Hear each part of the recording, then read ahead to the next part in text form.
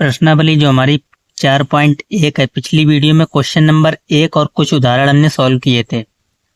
तो आज की इस वीडियो में क्वेश्चन नंबर 2 के जो चारों क्वेश्चन हैं उनको हम सॉल्व करने वाले हैं। ठीक, तो देखो कह रहा है क्वेश्चन नंबर 2, निम्न स्थितियों को द्विघात समीकरण के रूप में निरूपित कीजिए। मतलब जो आपको लैंग्वेज फॉर्म में क्वेश्चन दे रखा है उसको हमें किसमें द्विघात समीकरण बनाना है। इस क्वेश्चन को पढ़ के सिर्फ सॉल्व नहीं करना है, आपको द्विघात समीकरण बना देना है। ठीक, तो आ जाओ दूसरे क्वेश्चन के पहले, क्वेश्चन नंबर दूसरे का फर्स्ट।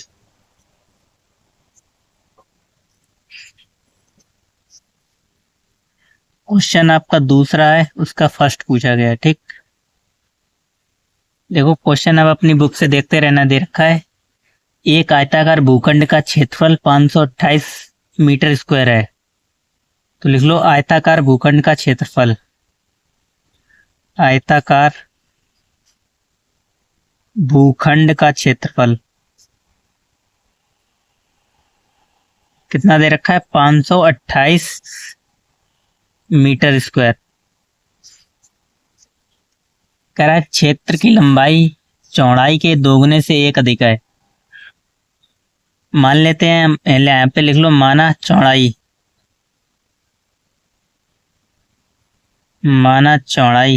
बराबर x मीटर। और क्वेश्चन में आपसे कह रहा है क्षेत्र की लंबाई चौड़ाई के दोगुने से 1 अधिक है। तो लंबाई क्या हो जाएगी आपकी?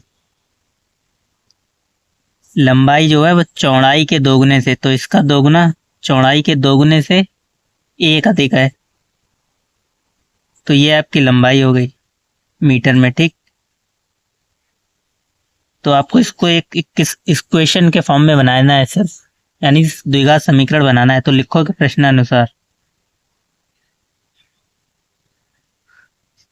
प्रश्नानुसार।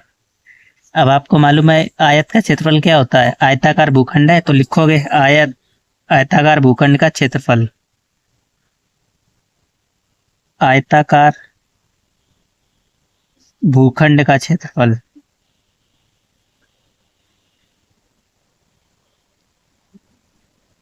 अच्छा, हमें तो दे तो रखा है 528 मीटर स्क्वायर। और आपको मालूम है आयत का क्षेत्रफल होता क्या है? लंबाई गुणे चौड़ाई। लंबाई गुणे चौड़ाई बराबर 528 मीटर स्क्वायर। लंबाई कितनी है आपकी? 2x plus 1। तो लंबाई की जगह लिखो 2x प्लस 1 और चौड़ाई की जगह है x बराबर 528 मीटर स्क्वायर। इस x का गुणा करोगे अंदर तो कितना हो जाएगा? 2x स्क्वायर प्लस x बराबर 528।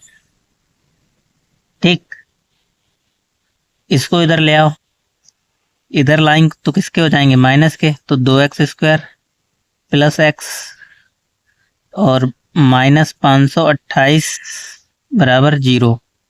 ये आपकी क्या बन गई? द्विघात समीकरण। आपको सिर्फ द्विघात समीकरण के रूप में बनाना है, इसको सॉल्व नहीं करने के लिए कहा गया। ठीक, दूसरे क्वेश्चन पे आ जाओ। इसी प्रकार कह रहा है दो क्रमागत धनात्मक पूर्णांकों का गुणनफल 306 है। तो इसको द्विघात समीकरण के रूप में बना लो। देखो दो क्रमागत धनात्मक पूर्णांक, क्रमागत का मतलब होता है जैसे यहाँ पे नंबर लिखे, हम नंबर लिख दें 5, 6, 7, 8। मतलब ये कैसे नंबर है? क्रमागत। जैसे 5 के बाद 6 आता है, 6 के बाद 7 बिल्कुल आता है, 7, 8 ऐसे। ये हमारे नंबर क्या है? क्रमागत। यदि कह रहा है कोई दो क्रमागत संख्याओं का, दो क्रमागत धनात्मक पूर्णांकों का गुणनफल 306 है। तो अगर यहाँ पे मान लो दो क्रमागत धनात्मक पूर्णांक क्या होंगे? दो क्रमागत धनात्मक पूर्णांक, दो क्रमागत धनात्मक पूर्णांक।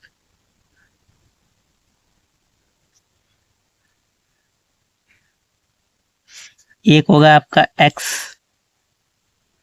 x और दूसरा होगा x प्लस 1। ठीक, दो क्रमागत धनात्मक पूर्णांक, एक आपका x होगा x प्लस 1। क्यों? अगर आप इसको एक मानते हैं, x की वैल्यू 1, तो इसकी वैल्यू क्या हो जाएगी? x की जगह 1 रखोगे 2 हो जाएगी। ऐसे ही अगर आप इसको 3 लेते हैं तो 3 3 ये हो जाएगा, 3 और 1 4, 2 क्रमागत आएंगे। ठीक, ऐसे 3 क्रमागत होता तो x प्लस 3 2 आ जाता है यहाँ पे तीसरा नंबर। हमसे 2 पूछा गया था, कह रहा है इनका गुणनफल 306 आता है, तो लिखोगे प्रश्नानुसार। प्रश्नानुसार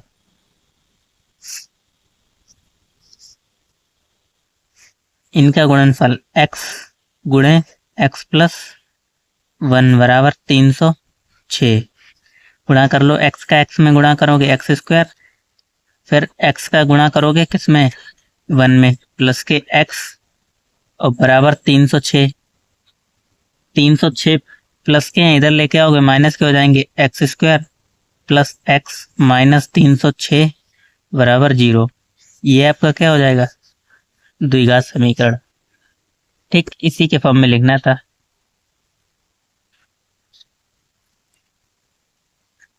तीसरे क्वेश्चन पे आ जाओ। दे रखा है रोहन की माँ उससे 26 वर्ष बड़ी है, उनकी आयु का गुणनफल अब से 3 वर्ष पश्चात 360 हो जाएगी। हमें रोहन की वर्तमान आयु ज्ञात करनी है।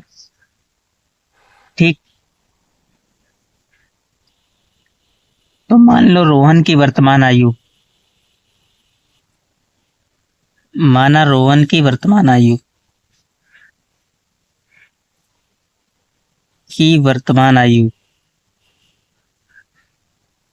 आयु कितनी, x वर्ष। अगर रोहन की वर्तमान आयु x वर्ष है तो उसकी कह रहा है उसकी माँ रोहन से 26 वर्ष बड़ी है, तो माँ की आयु क्या हो जाएगी, तब माँ की आयु, क्योंकि 26 वर्ष बड़ी है तो उसकी माँ की उम्र x प्लस 26 होगी।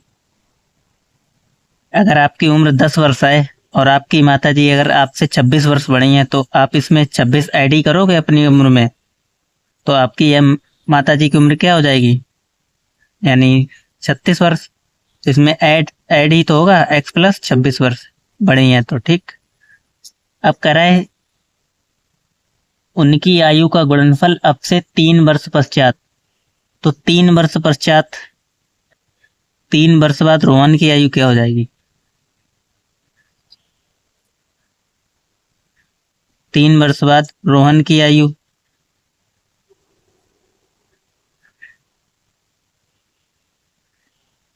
रोहन की आयु अभी x है तो 3 वर्ष बाद क्या हो जाएगी, x प्लस 6 वर्ष।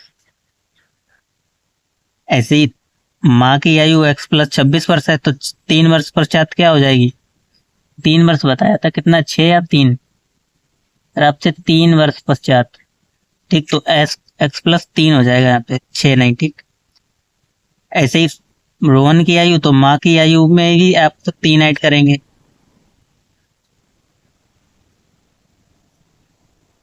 x प्लस 26 और प्लस 3, यानी माँ की आयु 3 वर्ष बाद क्या हो जाएगी, x प्लस 29 वर्ष। ठीक, अब हमसे कह रहा है इन दोनों की आयु का गुणनफल 3 वर्ष पश्चात 360 हो जाता है, लिखो कि प्रश्नानुसार।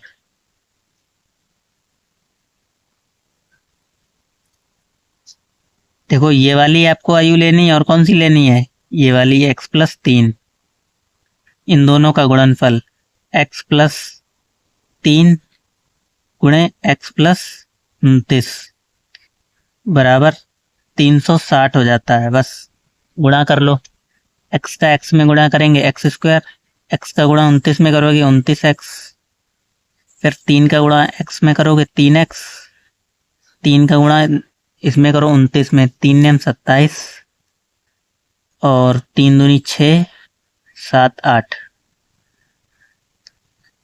ठीक, प्लस के तो गुणा सही किया, 3 नेम 27,